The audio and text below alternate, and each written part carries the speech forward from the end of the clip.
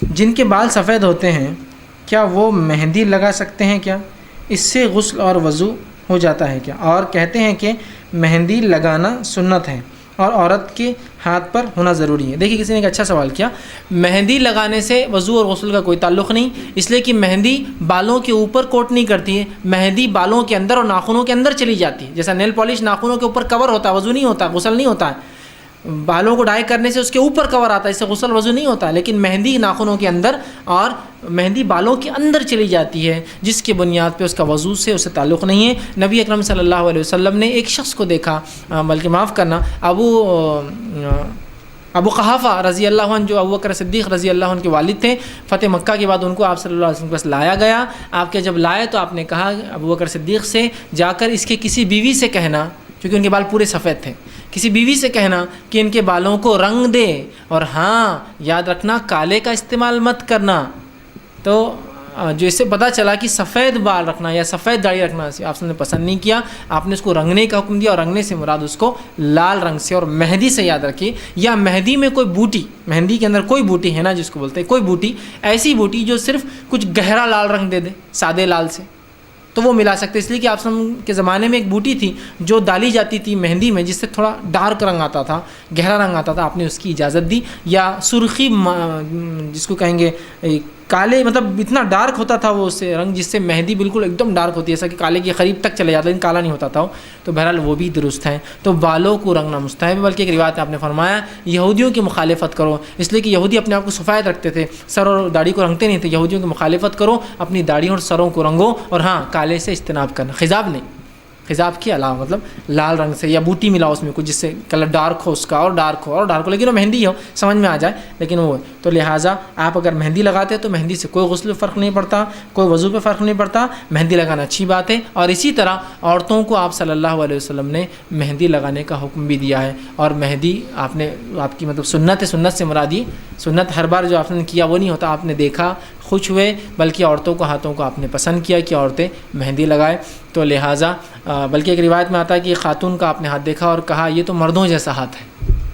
مطلب ان کے ہاتھ پہ مہندی نہیں تھی۔ علماء اس کی شرح کرتے ہیں، اس لیے نہیں کہا کہ بہت موٹا ہاتھ تھا، اس لیے کہا کہ اس پہ شاید مہندی نہیں ہوگی، تو علماء شرح کرتے ہیں یا تو اس نے کچھ پہنی نہیں ہوں گی ہاتھ میں جس سے پتہ چلے عورت ہے، لیکن پہننے سے بعد یقیناً چوڑیاں نہیں جو بچتی ہے چھن چھن، کوئی تو ایک چیز جس سے پتہ چلتا ہے عورت ہے، گوٹ پہن لیا، بجنے والی چیز تو عورت کے لیے حرام ہے، چاہے ہاتھوں میں، چاہے پیروں میں ہو، چاہے جس میں کہیں اور ہو، ٹھیک، یا پھر ہو سکتا ہے مہندی اس نے نہیں لگائی تھی، اس کے سے آپ نے فرمایا، تو بہرحال کوشش کرے کہ عورتیں مہندی لگائیں، آپ سب نے اس کو پسند کیا عورتوں کے لیے، اور سر کو بالکل رنگنا چاہیے، بہت اچھی بات ہے۔ جی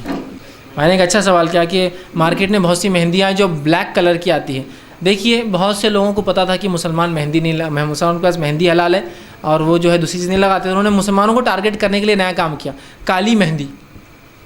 دیکھیے کالا آ گیا تو پھر مہندی کو چھوڑ دیجیے، آپ کی تو مہندی کالی ہوتی ہی نہیں نیچرلی، مہندی لال ہوتی ہے، اور اس کے لالی کو آپ بڑھانے کے لیے جو کچھ کر سکتے کیجیے، جس میں وہ لالی رہیں گی آخر تک، مطلب لال سے وہ براؤن، ڈارکش براؤن ہوں گی، لیکن بلیک نہیں ہو سکتی۔ اگر وہ بلیک ہو جائے تو آپ صلی اللہ علیہ وسلم نے اس کو حرام قرار دیا۔ کالا رنگ،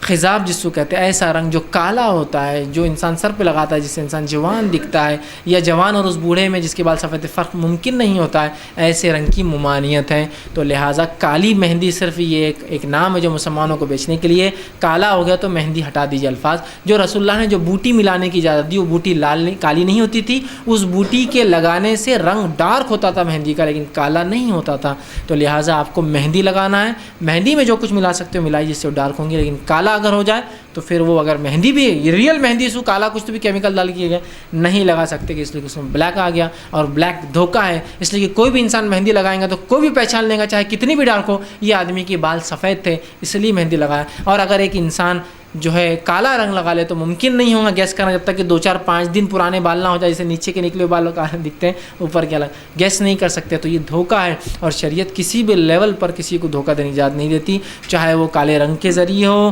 چاہے وہ لینسز لگا کر لال پیلی کالی آنکھیں کرنے کا ہو، چونکہ وہ بھی دھوکہ ہے، چاہے پھر نقلی دانت لگا کر وہ کرنے کا ہو، یا سرجری خامخواہ کے چہروں پر کرا کے چپٹی نہ کرے تو نوکیلی کر دینا، نوکیلی زیادہ تھوڑی فلیٹ کر دینا فلاں ہے، تو یہ اس کی اجازت دیتا ہو، نہ جسم کے کسی اعضاء کو چینج کرنے کرنے کی کہ تاکہ خوبصورتی بڑھے اور فلاں ہے. مجبوریاں بیماریاں الگ چیز ہے, اس کے علاوہ اجازت نہیں یاد رکھیں. جیسا کہ نبی اکرم صلی اللہ علیہ وسلم کے زمانے میں ابن ماجہ کی روایت ہے, ایک صحابی آئے جو کہ ایک جنگ کے اندر جو ہے ان کی ناک صاف ہو گئی تھی. مطلب جب وہ جنگ میں وار میں بچنے لگے دشمن کے تو چہرہ تو ہٹ گیا, تلوار گزری, ناک نکل گئی, پوری ناک کٹ گئی ان کی. اب ظاہر سی بات ہے ناک جوڑنے کا کوئی طریقہ اس زمانے میں نہیں تھا, یا ہو سکتا ملی نہ ہو ناک. تو وہ آئے اور کہا اللہ کے رسول میری ناک چلے گئی اب بہت عجیب دکھتا ہے, مطلب میں اس معاملے میں کیا کروں. تو کہا لگا لے ناک جو. تو اس زمانے میں چونکہ عموماً ناک اور انگلیاں بہت کٹتی تھی تو اس کے لیے عربوں نے ایک ٹیکنیک ڈیولپ کی تھی, وہ چاندی کی ناک بناتے تھے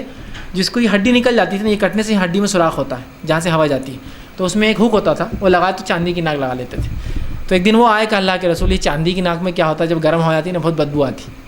چونکہ وہ مادے جو نکلتے ہیں اس میں بدبو زیادہ آتی. تو کیا میں سونے کی لگا, تو کہا سونے کی لگا لے پھر جا. تو انہوں نے پھر ایک سونے کی ناک بنائی. تو پتہ چلا سونا مرد استعمال نہیں کر سکتا ہے, لیکن اگر کوئی شکل میں ہو, جیسا مجبوری کے دانت ہو سونے کی لگانا پڑے, مجبوری میں ناک ہے جو صحابی نے لگائے, تو ناک تو کہا سونے میں بدبو نہیں آتی تھی جو چاندی میں آتی تھی ان کے, چاندی کی ناک میں. تو انہوں نے پھر سونے کی, تو یہ مجبوریوں کی شکل میں تھا. تو کوئی اس کو سرجری کے لیے نہ لے, پلاسٹک سرجری کر سکتے ہو, صحابی نے چاندی کی سونے کی لگائی تو ہم پلاسٹک کی نیچرل کلر کی لگائے, نہیں, وہ مجبوری تھی ان کی